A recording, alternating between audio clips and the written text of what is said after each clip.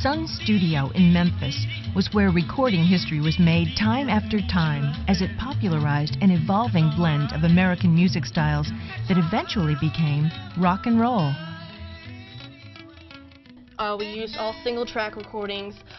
Sam would record it on the single-track Ampex machine, like you see right here, and he'd transfer it to an acetate machine where he'd make a master copy that would then be sent out to the record plants. Today, everything is all modernized. It is digital. It's on computer. You got DATs. It's a 24-track recorder instead of a single track. Beyond that, you're asking the wrong person. You need to speak with the engineer, and he's not in. This simple studio is where the early legends of rock and roll got started. Well, Elvis did come here in the summer of 1953, and it was to do a custom session, which was only $3 back then. And it's been said that he came to do a record for his mother's birthday, which is not exactly true. He probably just came here hoping to be discovered by Sam. And he came to do a custom session for a song, My Happiness, and Sam Phillips was not very impressed with it. So it'll be a whole year of Elvis bugging Sam to listen to it and to take him in before Sam invites him back to record. And he does come in, and Sam gets him set up with some studio musicians, Scotty Moore and Bill Black. And that evening when they're together, they finally find something Sam likes with a song called That's All Right. And after that, Sam signs Elvis for a 3-year contract here, and he is here for 17 months until he is signed over to RCA for $35,000.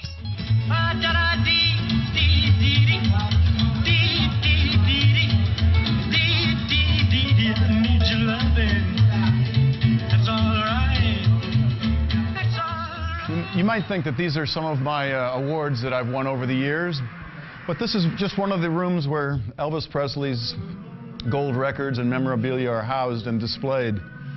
And it sure is an awesome spectacle to be standing in here and seeing the power that this man had over the popular music culture of the day.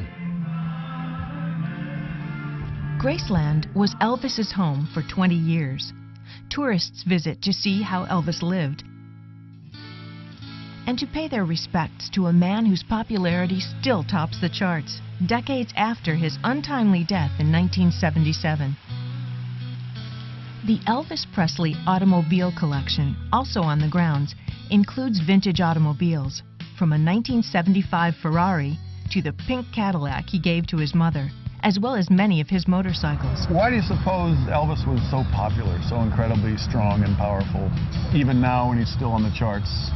Part of, I think, the mystique of Elvis is that he wasn't anyone special when he started out. He was just a poor kid from Tupelo that proved that anybody in America can do anything.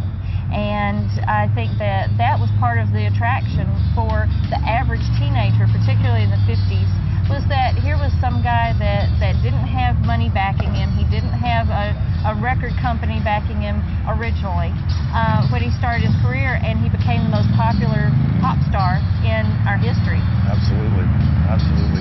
Yeah, we just loved him. I mean, you know, I happened to be there for it, and he was so different and so innovative and so sexy and so musical and so energetic, and just he rocked the world.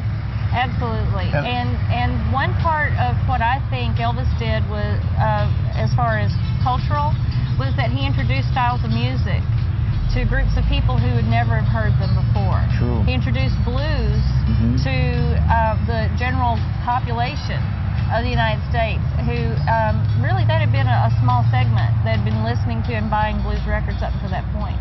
Yeah, and African-American gospel. Absolutely, absolutely. Oh, it's just an incredible heritage that he brought to us, like you say, that we never would have heard, most likely, without his introduction.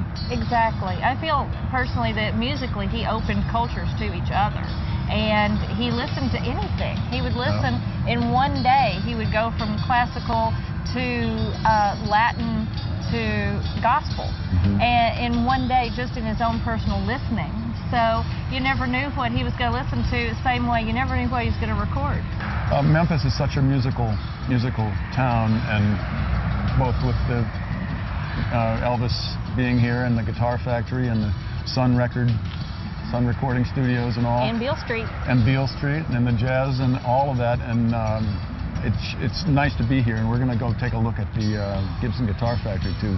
Well, thank you so much for visiting us. We were welcomed by Jimmy Ogle at the Rock and Soul Museum, which is above the Gibson Guitar Factory.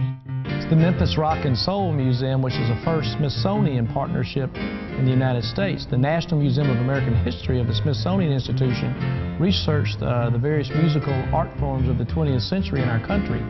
The Detroit Motown sound, the country from Nashville, the jazz from New Orleans, the psychedelic sounds from California. But they determined that this was the roots of America's music, and the quote they give us is, "In the quest to identify the roots of America's music, all roads led to Memphis." The Gibson Guitar Factory in Memphis produces 60 electric guitars a day, including the Flying V and, of course, Lucille. So BB's guitar, Lucille, must have a fascinating story. Yeah, that story is pretty funny. In 1949, he was playing in a club or juke joint over in Twist, Arkansas, which is not far from here. They were burning kerosene that night in a drum container, and two guys got keep warm. Absolutely. Right. Two guys got in a fight and knocked the drum barrel over. BB dropped the guitar and ran, but before anybody could catch him, he ran back in to get the guitar, and he got it, almost killed him. As he'll talk about, but he got back and later found out those two guys had been fighting over a waitress that worked there named Lucille. There you go. So he says he named it Lucille to remind himself never to be so foolish again. And he'll tell you foolish to him meant leaving that guitar. Oh. You don't ever leave your guitar anywhere. And had he not left it, he wouldn't have had to worry about that burning building. So that's the story of Lucille from 1949. 31 years later, they built the production model Lucille. Wow. So your message to me would be just to stick at it and someday... Absolutely, don't leave your guitar anywhere. All right. So in 1980, they introduced Lucille. We have maple middle, top, bottom, and rim, maple neck, and ebony here on this fingerboard. Nice. Memphis is known for great music and great food. Hey, Robert, how you doing? I'm doing all right. 40 plus years. I learn every day from this man. Memphis-style ribs and barbecue are a part of Americana known from coast to coast. Memphis barbecue. We baste it with vinegar and water while we're cooking it. There's no sauce, no sticky sauce all over it. Vinegar and water. These ribs will cook up here. We've got them up here. When they're ready, we'll pull them off, baste them one more time with the vinegar and water, and then we'll show you where we put the special secret on there, the dry seasoning.